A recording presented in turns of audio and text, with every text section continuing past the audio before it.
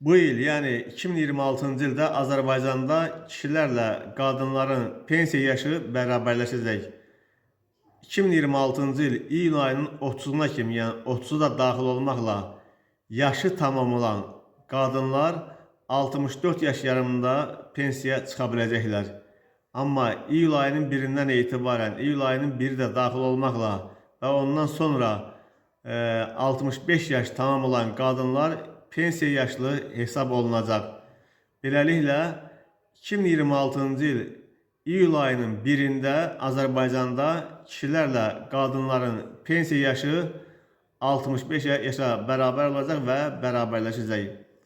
Bu vaxta kimi kapitalında sığorta pulu ödəyən, kapitalında pul olan şəxslər, yəni qadınlar əmək pensiyası ala biləcək. Amma hesabında pul olmayan, yəni indiyənə kimi məcburi dövlət sosial sığorta pulu ödəməyən qadınlar pensiya yox, yaşa görə müavinət alacaqlar. Bu da 220 manatdır.